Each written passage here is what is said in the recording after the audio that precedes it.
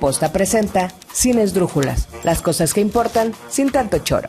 Comenzamos. Hola, ¿qué tal? Yo soy Carolina Hernández Solís y hoy les quiero contar del día que Rafael Nadal ganó su Grand Slam número 21 y algunos nos dijeron que nunca nadie había ganado tantos Grand Slam como él, y en ese momento Margaret Court, Serena Williams y Steffi Graf, con 24, 23 y 22 Grand Slams respectivamente, se sentaron a llorar en el baño como todas las mujeres que hemos llorado por ser invisibilizadas. Las nadie, señoras y señores.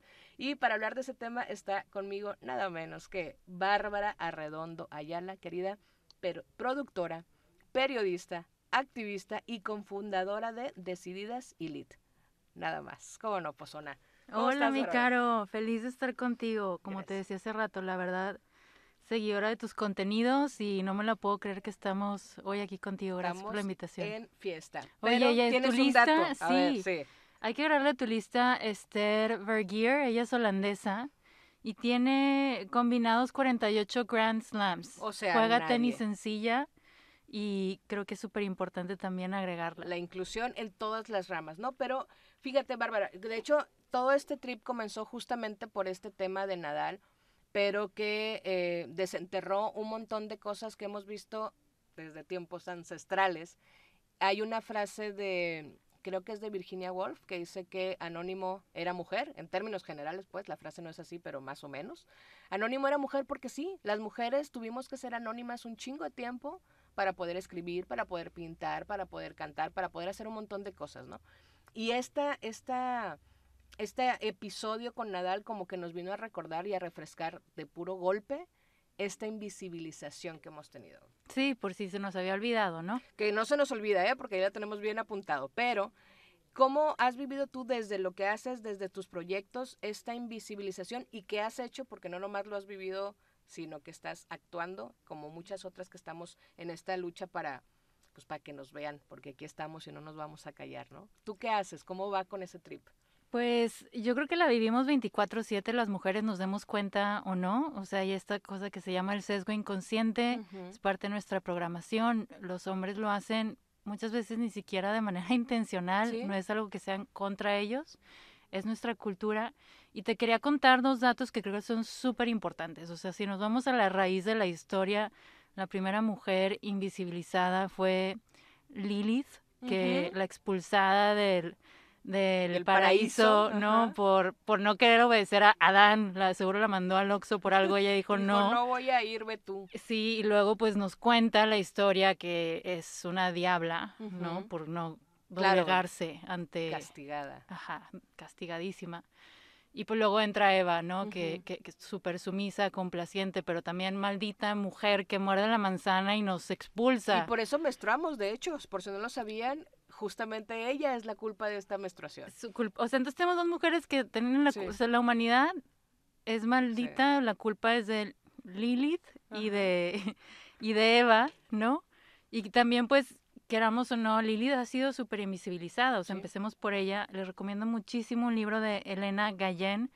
Ella es una escritora española, lo acaba de sacar, se llama El diablo es una mujer. Es un relato súper interesante sobre la historia del cine noir. Y bueno, ahí hay muchísimos ejemplos desde la parte del cine. Y el otro dato es, ay, ya se me olvidó, es que... No, pero fíjate, mientras lo recuerdas, es que me quedé clavada con lo de Lilith, tienes razón, porque además yo estaba reflexionando justamente ese día sobre este tema del paraíso por un texto que estoy escribiendo. Y me quedé pensando, si fuera por Adán, nomás como para ponerlo sobre la mesa, si fuera por Adán, estuviéramos todavía en el paraíso, güey, en ese paraíso que nos contaron, porque el vato no se iba a salir de la casa de su papá nunca, güey. Y eso lo hemos visto y lo seguimos viendo. Es como, no había nada que Adán hiciera que nos diera muestras de que en algún momento íbamos a avanzar en este proceso de andar bichis en la calle. O sea, nada, pues. Y cuando las mujeres toman una decisión, son crucificadas, a veces de manera literal y a veces solo de manera metafórica. Pero eso siguió pasando con un montón. Por ejemplo, está la Malinche. O sea, todo cuando dices es malinchista es porque la Malinche fue la causante de la traición. Güey, traidores los tlaxcaltecas si le quieres poner en algo, ¿no? Traidores los que les ponen pizza, los que le ponen piña a la pizza, pero la Malinche no fue una traidora. La morra un año antes de que la encontró Cortés, que además era una esclava, tampoco es que tuviera opciones y la chingada, pero un año antes era una esclava y al año siguiente la Malinche ya era la traductora que fue la encargada de todas las negociaciones en este asunto, pues. Y la enviada diplomática non plus exacto, ultra, güey, sí. que hoy es la maldita traidora. Y además, enviada diplomática sin escándalo previo, ¿no? Porque ya es que ahora se usa mucho que mandas como enviado diplomático a alguien que tiene un pedo. Claro. No, la Malinche no tenía un pedo y ella fue. Entonces, esta invisibilización la hemos visto en cualquier cantidad de espacios, desde los espacios públicos tan visibles, Elena Garro, si le quieres empezar a poner nombres de artistas, de escritoras, de todo este rollo que han sido invisibilizadas, pero aún ahora, en la vida cotidiana, incluso desde los pronombres, y ahí también empieza este asunto del lenguaje incluyente, uh-huh. y creo que tiene mucho que ver con esta visibilización. ¿Tú eres pro lenguaje incluyente? 100%, obvia. Claro. ¿Por qué no? A ver, el lenguaje es una construcción de nuestro imaginario, ha evolucionado. No, es pero inevitable. Es que la RAE dice, Bárbara. Claro, me encantan los argumentos de la RAE porque, mira, y me gusta acompañarme de data para matar cualquier gallo, uh-huh. ¿no? La verdad es que, a ver, en los 300 años que existe la RAE, solamente hasta la fecha 12 mujeres han sido parte de los 47 uh-huh. académicos, 47, 48. Sí. Estamos hablando que nada. Y de hecho la primera mujer empezó en los 70s. Entonces, sí, o sea, no hay una representación para nada. El lenguaje que tenemos, como lo conocemos hoy, ha sido un lenguaje que ha construido el hombre. Uh-huh. Y nos ha funcionado muy bien, uh-huh. más o menos sí, hasta la fecha. En términos generales, sí. Digo, hasta que agreguen la palabra genia junto a genio en la RAE, ¿no? Así como existe cabrón y cabrona. No y que tienen además connotación, que también ese es otra cosa, ¿no? Es que las connotaciones sí. que tienen, o sea, palabras tan simples como zorro, ¿no? Que a mí siempre me llamó la atención, pues, porque zorro es astuto. O sea, un hombre que es un zorro plateado es una cosa, es Mauricio Garcés. Claro. Pero zorra no, o sea, zorra es como, no mames, está todo súper mal. Pero es eso, hay una construcción social que nos impusieron y que ahora que estamos diciéndoles, oye, pues la neta no me parece, estuvo bien, nos funcionó durante un buen tiempo, pero quiero moverme. Y entonces todo el mundo arde en la estructura, la etimología, la Real Academia, cuando en su vida, o sea, dice Saiga, Mauricio. Claro, y además, de nuevo, tiene 300 años, ¿no? Es algo nuevo para la humanidad, esta institución. El otro dato que te quería dar, y que es para irnos a los orígenes, y me fascina. Yo no sé si tú sepas quién fue la primera persona que escribió en la historia de la humanidad, que reconocemos, la primera autora. No. Bueno, usualmente el mainstream conocemos que fue Homero, ¿no? Con Odisea. Y la realidad es que 13 siglos antes estaba Eduana, que era parte de la civilización sumeria, y muchos de sus escritos eran inspirados en Inanna, una diosa que digamos, era una oda al amor, a la guerra, a la política, al sexo, a la justicia. Ajá. Eso representaba a Inanna. Y Eduana es la primera escritora en la historia de todos los tiempos, no es Homero. O sea, ya empezamos también con esa invisibilización, ¿no? Que estamos hablando de en cualquier sector, sea ciencia, matemáticas, en ciencia, Rosalind Franklin, ella fue la que descubrió el tema del ADN, no los otros dos que les dieron el premio Nobel. Esta institución no ha querido decir, oigan, ¿saben qué? Nos equivocamos. Es como pasa, es súper válido, bien, o sea, la gente nos equivocamos. Ajá. Y bueno, el punto es que yo creo que en cualquier área de la vida de lo que nos concierne los seres humanos, pues la otra mitad ha venido siendo ignorada desde que existimos. Incluso y en esto que decías para cerrar la idea, de Adán, de que se hubiera quedado en su casa, es bien interesante porque muchos de los libros que estudian la evolución del ser humano solamente se enfocan en los antropólogos, los sociólogos, en estos hombres que salen a cazar y porque gracias a ellos pero nadie se dedicó a estudiar qué hacía las mujeres, inclusive mujeres que también eran guerreras, que también salían a cazar. Justo eso era, fíjate, cómo la conexión está bien cabrona, porque ese es el dato que te iba a decir. En este texto que estaba escribiendo, en la prehistoria, todos nos cuentan eso, ¿no? De que los hombres iban y cazaban mamuts. Güey, las mujeres, el dato que tengo es que el 40% de los que salían a cazar eran mujeres. Es un chingo para ser invisibilizadas. O sea, no es de que dos morras se colaron ahí a cazar mamuts, dijeron, ay, eran... No, güey, el 40% de quienes salían a cazar eran mujeres, güey, es un montón. Y además a eso agrégale que ellas eran las encargadas de toda esta construcción social, de formar una sociedad, o sea, de generar una familia como un concepto, de generar este asunto de la integración social y tal. Entonces, aparte, desde la prehistoria ya traemos arrastrando la doble carga de si quieres estudiar y trabajar, y de que si quieres trabajar y ser ama de casa, y de que si quieres trabajar y ser mamá y poder o no poder. Estas construcciones que al final de cuentas siguen siendo invisibilizadas y siguen siendo incluso juzgadas. El asunto de, que se liga un poco, ser mamá y ser profesionista es completamente juzgado en todas las aristas, ¿no? Es como, yo pongo un ejemplo bien claro. Cuando una pareja hombre-mujer, una pareja cisgénero, se embaraza, al hombre jamás le han preguntado, oye, ¿y vas a seguir trabajando? Güey, también va a ser papá. No vayamos en ese rabbit hole, o sea, ¿Estás de acuerdo que es como, sí. ¿por qué no le suena raro? O sea, ¿por qué nadie, o no sé, a veces platicaban de cuando una morra va a salir de viaje, ¿no? Mamá de bebés, y si va a irse de viaje o se va de viaje sola, siempre hay alguien que le pregunta, ¿y con quién dejaste a tus hijos? Y cuando un hombre se va de viaje, nadie le dice, oye, ¿y con quién dejaste a tus hijos? ¿Cómo Nadie. naturalizamos tantos estos conceptos, no? O sea, los normalizamos por completo. Sí, porque nosotras, digamos, no formamos parte de, entre comillas, estas cosas importantes, ¿no? Las decisiones importantes, Claro. porque no nos invitan a las tomas de decisiones importantes, ¿no? En las mesas, ¿quiénes están negociando? Siempre. Los hombres, ¿no? O sea, el tema Oye, que hasta sea. el tema del aborto. Claro, y tampoco son sus cuerpos. Pero ellos están ahí debatiendo sobre si podemos o no podemos, si debemos o no debemos. Ahora, tan cañones está nada más quiero regresar un poco que decías de las mujeres guerreras en la prehistoria. Es tan fuerte que sí éramos el 40%, pero además hasta la fecha, hoy, arqueólogos, teniendo los huesos, han negado sí. hasta que se hicieron estudios de ADN y sí era una mujer. Sí, es como, no es, oye, pero ahí está clarísimo, ve el hueso, el tamaño, todo te dice que sí. No, a mí se me hace que no era, es una negación, pero ¿es miedo, Bárbara? ¿Es un miedo? ¿O qué es lo que les hace, qué es lo que tú crees que hace que en general como sociedad tengamos esta renuencia a visibilizarnos?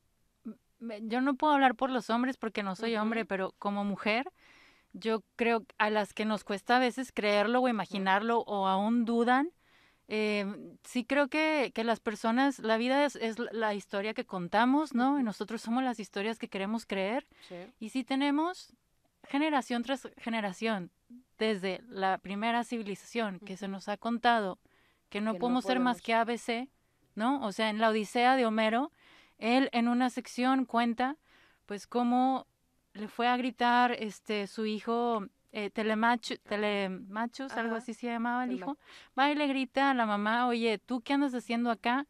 Rézate a tu cuarto. Y tiene autoridad para hacerlo. Y ponte a lavar, así va, no, estamos hablando en esos tiempos. Sí. ¿Qué sigue pasando hoy? Entonces, pues no alcanzamos a ver más allá y por eso un poco decididas, ¿no? Porque no tenemos role models, no tenemos modelos a seguir. Claro. Sí hay muchos modelos a seguir y quiero hacer un paréntesis en esto como a nivel global y qué bueno, debemos de tener cada vez más y más, pero tenemos muy pocos en nuestra región, en español, ¿no? Y muy pocos visibilizados. Y con el espacio, claro, también. porque sí es que existen, pero no los vemos. Yo me clavé mucho hace poco en el asunto de Elena Garro, por ejemplo. Y este rollo con Octavio Paz y cómo Octavio Paz, Nobel, y él, el gran dramaturgo y el gran escritor y todo el rollo. Y cuando empiezas a leer, y Elena Garro la loca, Elena Garro una histérica, Elena Garro una mujer que nunca entendió nada y la chingada.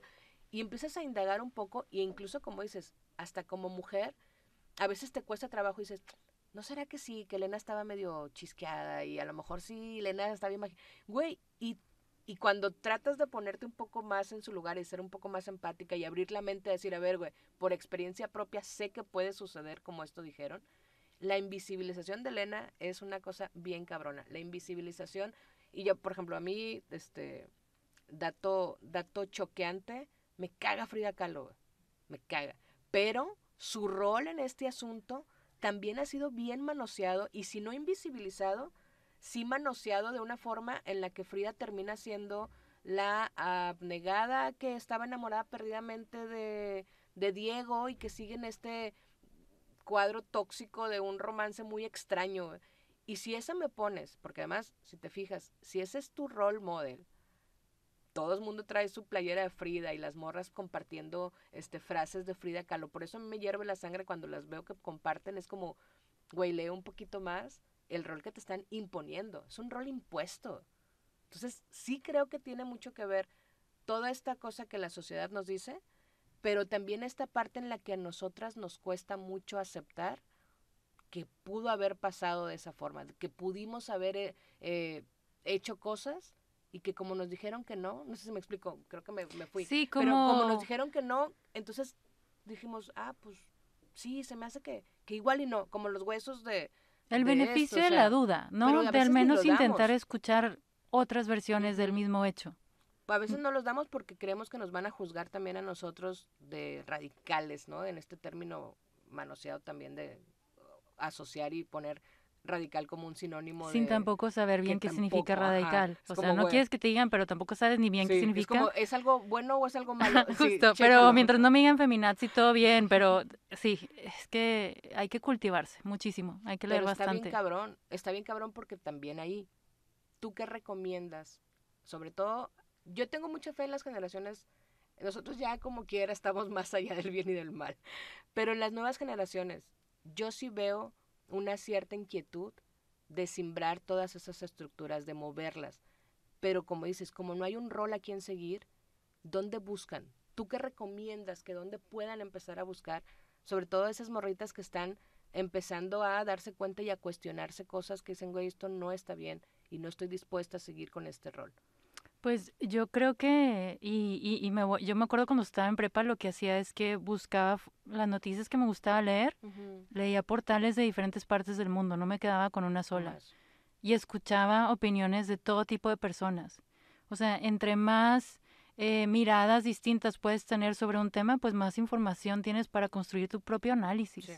Que no te lo cuente. Y dos, cuestionarte cómo se ve eso reflejado en tu vida y en tu alrededor, sin querer adjudicar culpas ni señalamientos, pues. Entonces hay que entender que si la cultura se hace en base a historias, pues es que ahí le hemos ido haciendo como hemos podido, sí, ¿no? La verdad. Y las escriben solamente un lado, pues. Las han escrito por la mayoría del tiempo los hombres, y eso hay que tenerlo bien consciente de nuevo, no es culparlos, es decir, esta es la realidad. Ahora vamos a que revisar, como 30 años después se revisó de nuevo, los huesos, ADN, eran de mujer, ¿no? Entonces yo creo que es estar bien conscientes de eso, checar diferentes, tener conversaciones que son difíciles, pero tenerlas. ¿Por qué? Porque hay que saber de dónde venimos, de dónde aprendimos estas cosas, ¿no? ¿Qué creencias o patrones estamos viendo que se repiten en nuestras familias o en nuestro lugar de trabajo? Y aprender a levantar la voz si no nos gusta o no estamos de acuerdo, porque nos entra el miedo de, híjole, van a decir que no quiero hacer conflicto. Pasa mucho, lo que he visto muchísimo también es que hay muchas mujeres que no están dispuestas a salir de su zona de confort. Las entiendo y también no las juzgo.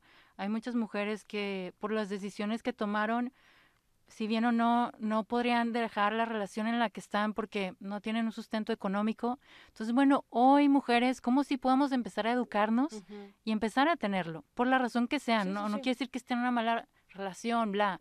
Es importante por también satisfacción personal. Sí, pero fíjate, esa parte me parece bien importante. No seamos juzgonas con quienes no pueden salir de un espacio, como decías ahorita, de un espacio en el que a lo mejor hay violencia y para nosotros es muy evidente desde afuera decir, güey, pero es que si te están violentando, ¿por qué sigues ahí? Hay que ser también, yo creo que muy solidarias. No me gusta tanto usar la palabra sororidad, aunque entiendo todo su concepto y toda su carga, pero creo que con la solidaridad alcanza en el sentido de no juzguemos, porque nadie sabe los contextos personales que viven. Lo que a mí me da miedo, a lo mejor a ti no, pero habrá cosas que a ti te dan mucho miedo y yo diré, oye, pero ¿por qué te asusta tal cosa? Entonces, por un lado eso y por otro lado entender los procesos. ¿Cuánto tiempo te costó a ti llegar a este despertar y decir, güey, ya no quiero seguir en esta construcción, ¿no? ¿Cuánto tiempo me toma a mí? Todas tenemos tiempos diferentes y hay que ser bien respetuosos. A mí muchas veces me preguntan, es que ¿cómo le hago con alguien que no quiere salir de una relación tóxica? Pues la dejas hasta que, o sea, yo lo que pienso es, la parte que puedes hacer es tratar de mostrarle que hay opciones, que hay mejores alternativas, que puedes salir de ese lugar, pero tú no puedes sacar a alguien de ahí, ¿no? Y entender también esos procesos. ¿Tú lo ves igual? ¿Coincides en eso? ¿O sientes que hay que ser más agresivos, más Yo creo que hay momentos para todo, la verdad. Porque luego aquí entra una cosa súper interesante que, bueno, es que sí tenía que ser, así me tocó, el ya ni modo, las cosas... No es cierto, tenemos la capacidad de decidir si queremos. Entendemos después con el tiempo y viendo hacia atrás, ¿no? Con perspectiva, ok, le damos sentido y significado a lo que sucedió, pero siempre tenemos la opción, o la capacidad de decidir. O sea, puedes estar viviendo la situación que sea y puede ser el infierno, como lo hemos visto en muchas historias de superación, ¿no? Sí. Pero la mente esa, solamente tú eres dueña de esa mente, solamente tú eres dueño de lo que sucede adentro de ti. Y adentro de eso puede haber muchísima libertad, que es la que te impulsa a dar el paso que tengas que dar. Y otra cosa es, y creo que es súper importante, contextualizar que vivimos en uno de los países más violentos del mundo.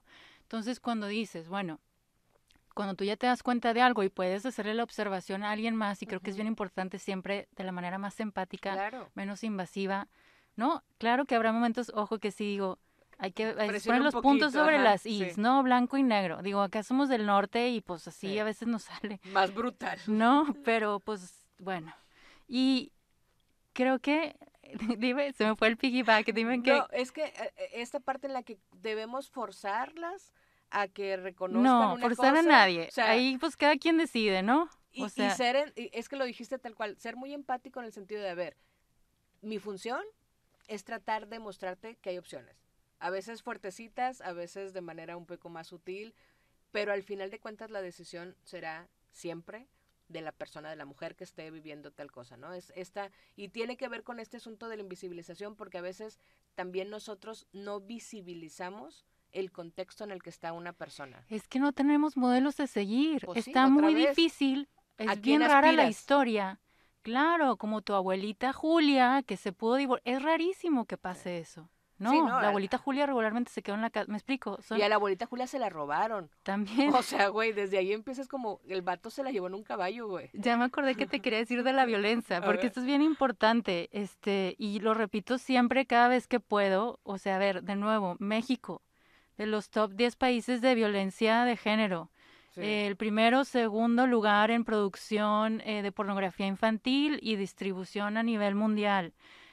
Primer lugar de maltrato animal a nivel América Latina, tercero en el mundo. Sí, no, o sea nuestra cultura es tan violenta lados, sí, que hemos normalizado tanta cosa, ¿no? Que entonces, bueno, luego, ¿cómo le haces? ¿Con qué herramientas? ¿Por dónde empiezas? Primero, para visibilizar, sin que sea una cosa de... Es que yo tengo este tema de que en México ya ni podemos hablar de nada porque los argumentos luego se terminan en, ay, mugre viejito pelón, bla. O sea, ¿sabes? Sí. Es como... Elevemos esta discusión, ¿no? Elevemos un con poco... ideas, con discursos, con argumentos. Y con datos. ¿No? Con datos y con herramientas no violentas. Y visibilicemos, ¿no? Al final de cuentas, para concluir, para redondear un poco, es que son temas, como decía Bárbara al principio, nos puede dar hora y media. Ya le dije a Caro que lo haga de una hora su podcast, pero bueno. Pónganlo en los comentarios, porque a mí, pues, me dijeron media, yo voy media. Pero lo que vamos a hacer es segundas partes, definitivamente, porque sí creo que son temas que no terminamos de aterrizar nunca, pero que podemos llevarnos como algunas conclusiones que yo recojo de esta manera. Uno, que la que a mí me parece de las más importantes es, no tenemos roles a seguir, no porque no existan, sino porque los que hay los invisibilizaron y los otros están ahí escondidos y no sabemos dónde. Entonces, y ahí yo le voy a agregar algo, métanse a Decididas, porque lo que hacemos todo el día es compartir los roles a seguir. De hecho sí, porque ahí es donde vi lo del tema de Nadal y las tenistas. Entonces, en Decididas, Y en esos espacios en los que podemos empezar a visibilizar a todas las mujeres que han hecho historia y que se les ha negado trascender, ¿no? Entonces, por un lado eso, visibilicemos. Por otro lado, seamos muy empáticas, seamos muy receptivas a que no sabemos los contextos personales de nadie, no forcemos a las mujeres a salir de esa zona de confort, como le llamamos, porque a lo mejor no es un confort, tienen sus tiempos y tienen sus espacios, ¿no? Esas son tus dos conclusiones. Mis dos sería, échense un clavado, lean lo más que puedan, leer. Siempre te abro la mente. Investiguen. Mi dos sería, si podemos sumar a esta conversación el tema de la no violencia y la filosofía de la no violencia, lo valioso que es para ahí trascender y tener diálogos que construyan, yo creo que estamos del otro lado. Por lo menos empezaremos ya a construir algo mejor, ¿no? Empecemos por eso.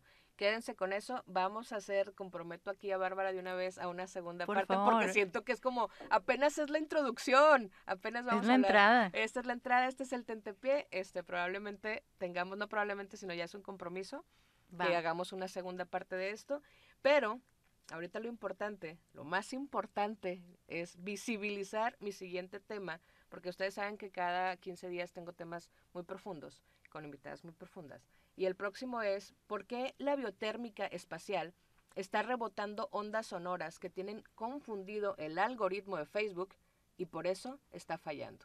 ¿Tú no sabías que todo eso tenía que ver? Voy a traer una experta que nos hable. No, pero lo voy a escuchar todo. Bueno, nos vemos en 15 días y salúdenme mucho a sus papis. Bye. Posta presenta Sin Esdrújulas, las cosas que importan sin tanto choro. Comenzamos.